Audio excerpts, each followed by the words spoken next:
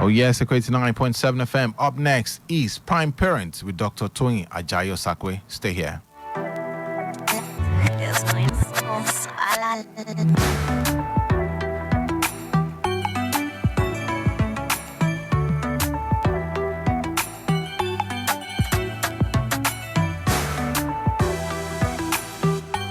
Good evening, everyone out there.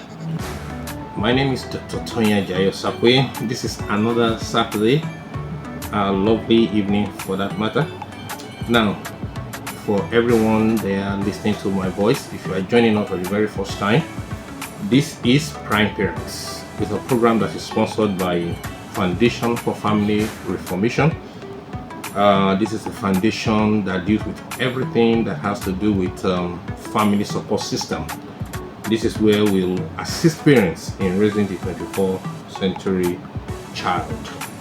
And we've been here for a while, and there are some of our videos that are already on YouTube. You can go there and just type Prime Parents. You will see some of those videos there, and please share it, comment on it, and then like those videos, and also subscribe to the channel. Well, thank you for your time. Let me go on a short break. When I return, I'm going to start on what we have for today. Don't touch the dial. Right, you are welcome back. So last week I talked just briefly, just a little recap on family conflicts, cases, causes, and consequences. And you can find it on the YouTube channel. You can listen to that topic. Today I want to go to what we all been waiting for, which is the boy child project. So we want to talk about the boy child. You know, to those of you who have been with me for some time, we talked about the girl child, series of that is also found on the YouTube. Now we want to talk about the boy child. Now, in terms of the boy child, it's a little bit different, and it's a serious business. Okay, it's a serious business. Most people today that are into child raising projects are desirous of male child, especially in Africa. Here in Africa and in some Middle East, where we believe so much in a child bearing your name, carrying the family heritage. And then I know some tribe, if you never born man, you never born Peking. But we all know now, as things have been, that it's gradually fading off, and it's been not really the truth any longer, because a lot of women are doing greatly and they are being exceptional. Not even with the rate at which we have so many young men on the streets these days who literally could not be associated with anything positive. So when I see women coming in for antenatal, and then the only reason why she's carrying her 5th or the 6th pregnancy is because she's looking for a boy child, I just shook my head. I've seen some of them with after 3-4 cesarean section. To every child that comes out of the body of a woman, your body depletes. The strength, the stamina, everything depletes. And now if you have to now go through surgery, you understand? If you have to go through surgery to have these children, your life is being cut down as it goes. After the second surgery, it becomes extremely very, very dangerous, putting your life online. Very, very, very dangerous. So I just need to say that. So I'm saying that the boy child that matures into a man has a crucial role to play in the community of mankind, and his place is just too important to be ignored. The quality of a society can be traced to the quality of men born, raised, and lived in that society. When you have less quality men, it is usually easy to spot mediocrity, lethargy of purpose, and generalized lack of social development. As we can witness today, our institutions are so weak there is really nothing that we can actually say that this is what we can build on, simply because we don't have men any longer. Okay? And I've said severally that we have majority, what we have are male genders that are roaming our streets. Okay? So I'm saying that the only thing that could save us in this present dispensation is that we should build strong institutions which can only materialize through building strong men. Okay? Talking about capacity, talking about competence, character, you understand?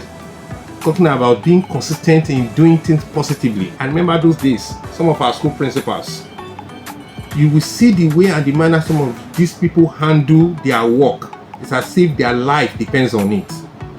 They spend everything they have to build students, to build future. Unfortunately, this is the future they have built. But the truth is that that generation actually did exceptionally well. If we have to, give them, if we have to grade them compared to what we have today.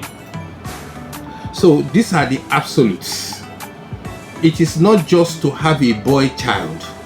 It is what will this boy child become? What will this child, this boy, this that becomes a man, what will it transformed into? All right. So I said, what exactly has befallen us as a nation? And as I said, we have elements roaming our streets these days, inferior quality, unworthy. Somebody sent me this a story. I know maybe somebody just cooked it up or something like that, and they said two women had a fight within their compound or whatever. All those face me, I slap you, all those kind of a thing. And when one of the men returned from work, and then the wife reported the case, and the long and short of the story was that the two men had to come out and start fighting in order to save their face, in order to show to the women that they are men. Somebody tells me, what did I say to that? I said both of them are useless. They are not worthy to be husbands. You walked into your house, your wife said he had a fight with a neighbor's wife. That is where you start the matter, and you end it there, inside your house. You state your words as a man and let her know what is expected of her and kill the matter there. It's so senseless of you go out to challenge your neighbor who is also coming tired, who may even be having maybe he does not even have money in his pocket. He may even be thinking of something else altogether that may even have broken down. You now have, because you want to satisfy the yearning of your wife, then you become a public nuisance for about 3 hours in your environment. Come on. So that's just by the wayside. I said, gone are those days when men walk the talk. Okay? A generation of men whose only treasure in life is their pride, their name, and their heritage. They will do anything for their name. I have a father like that. They may not be super rich, they may not be so much educated, but when they give their word, it stands. The women they marry, respect them. Not this one that you are talking and then somebody tells you that feminism or that people are saying these days. You see, when men are brought into the system to straighten out the order. I'm not saying that men should be authoritarian, where you begin to shout around like a lion in your house and without purpose. That's what I'm saying. I'm saying that you are in the forefront, you give order, and then you take responsibility by being the first to do. Then every other person follows you. So when you are talking about raising a boy child, You want to look into the future first. Can you go all the way to put things in place that this boy you are talking about will eventually transformed into a man that is expected of him, of every one of us. I said these men built the foundation of their families and by extension their society on integrity, fairness and social justice. They built a powerful cultural heritage where home training was far more pronounced, which invariably translates to a safe and a secured society. Those days, at the age of 13, I was put in this bus from Benin without phone, without any means of contact, and they tell me, good luck, bye. It's until after 48 hours that they were able to receive a letter from another driver that I have arrived. That was a society at a time. Can you try it now? Even your 31-year-old, the one that you potty and then the one you panebit here and there. It's one of those days when we are queuing in schools, you want to fill from, you can even see some parents come with walking stick to come and be filling forms for a 20-year-old, for a 25-year-old. They will queue on the line with them. What will this what will this child becomes to you? You take them to school, you carry them on your head as if when they fall on the ground they will break like egg. You see, there are a whole lot that we have done to hurt and to destroy ourselves.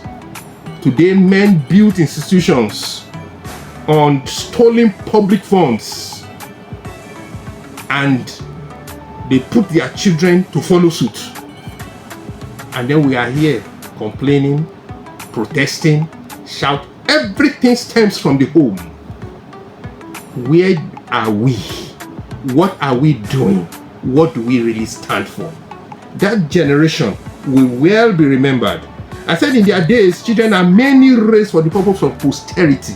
They don't just have children because when they are raising them, they are raising them in order that history will speak well of them when they see those children. And that is what it is today. There are some family names, when you hear that name, you don't need to find out. You see it displayed. Unfortunately, in this generation, some of those names have been bastardized.